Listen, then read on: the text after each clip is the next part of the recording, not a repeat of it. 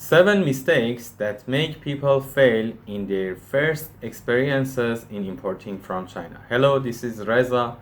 I am importing from China from 2016 and I imported more than 500 cargoes from China, and in this video I'm going to talk with you about 7 common mistakes that people do in their first imports.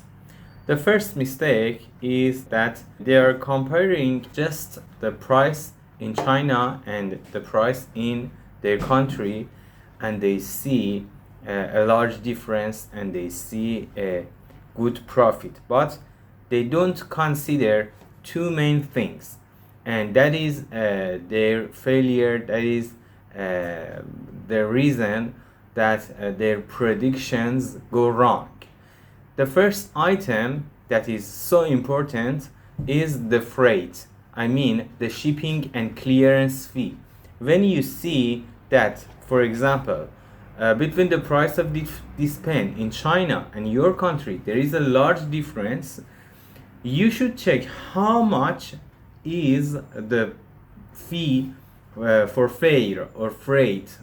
How much is the shipping and clearance for example, 1 million piece of this pen.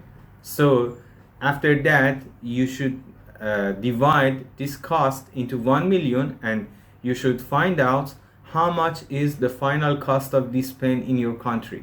This is the first big mistake of people. And the second thing that they don't consider is the profit of end seller. Who is the end seller? The person who sells this pen to the end user. For many people import things from China that they cannot sell themselves. This is the second mistake. We will talk about it later. But many people import, for example, this pen, but they cannot sell this pen. They don't have the market for this pen. So they have to give it to another one, and he or she is the person that is the end seller. He or she sells this to end user. They don't consider the profit of this person, so their predictions go wrong. So two things in first mistake.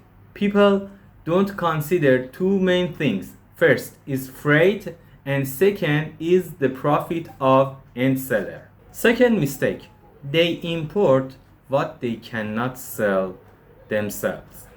Many people do this mistake. They just look what is, for example, trend, what has good profit.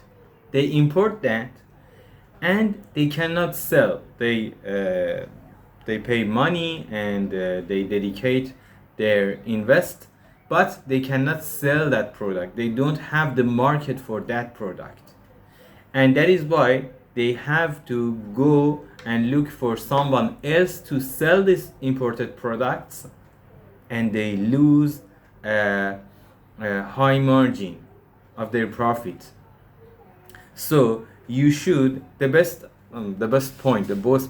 advice for people that who are seeking for this question, what should I import from China? You should import something that you can sell online or sell in your shop. You should have the ability to sell what you import. Okay? Import is not big problem. Selling is the main problem. Third mistake, bulk order without testing a sample.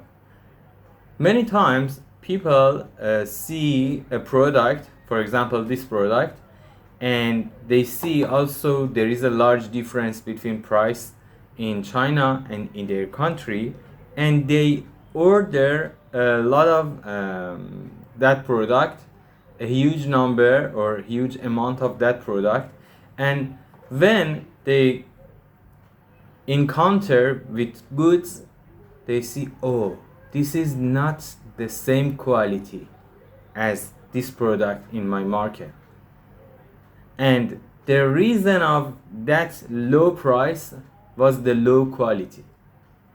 So I always suggest to my students that first buy a sample, test it, test the quality, and then after that you start for a large amount or large quantity. Okay, this is a very bad and very big mistake that people do in their first imports. Number 4, they think lowest price is the best choice.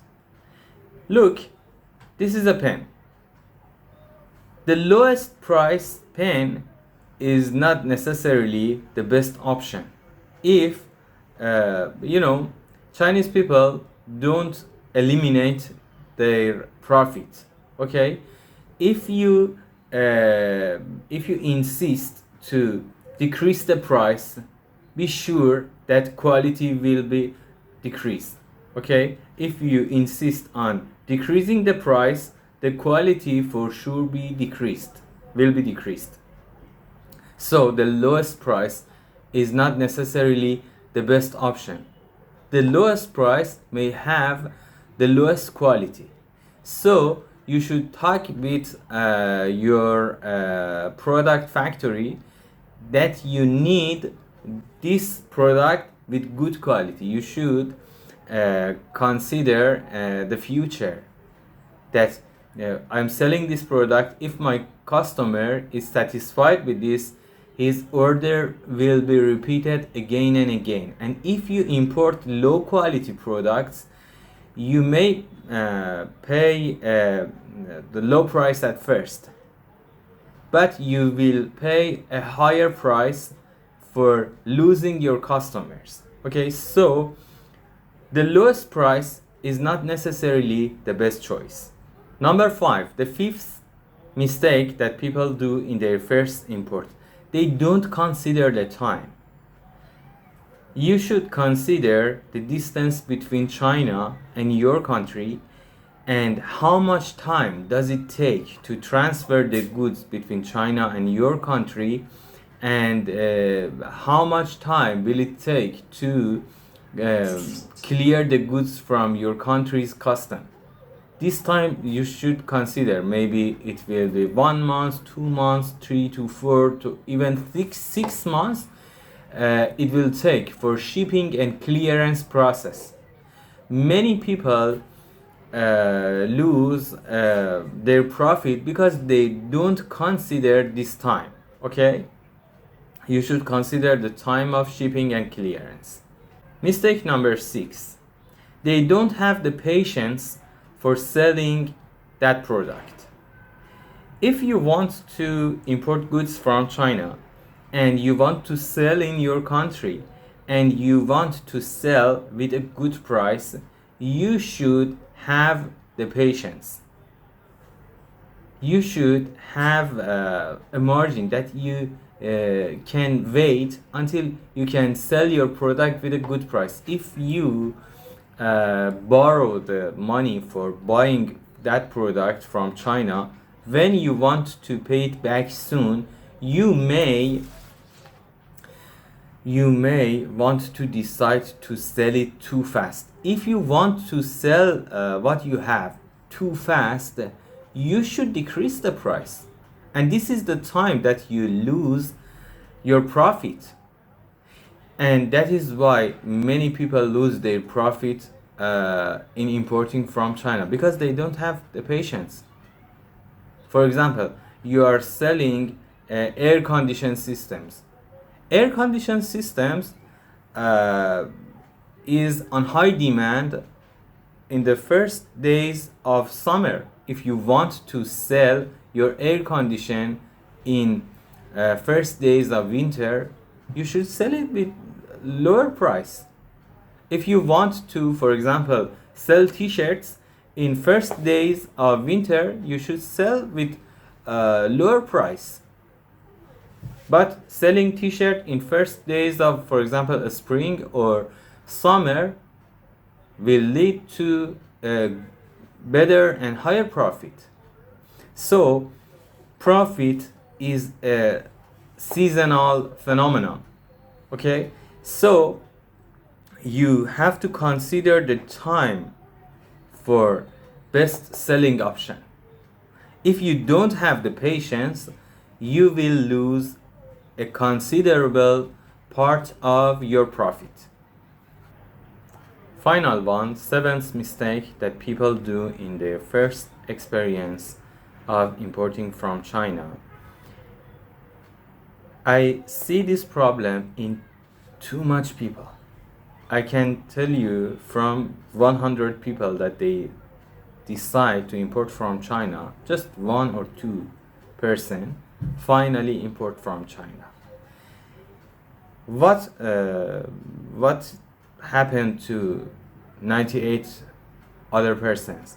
They over verify the import process. For example, they are thinking and thinking and thinking and thinking for and they are thinking for more than 2 years. They are thinking and decided, do it. They are just calculating, verifying, thinking. They don't do that import. They are, I told you, over verifying, over checking. Checking this, the product, the quality, the goods, the price, how can I sell it? They check and they check and they verify and they check. But they don't do the import. You will never learn how to swim until you jump in the pool. You will never be a swimmer until you are just reading how to swim. You should jump in the pool. You should do the import process. I taught how to import from China to more than 10,000 people.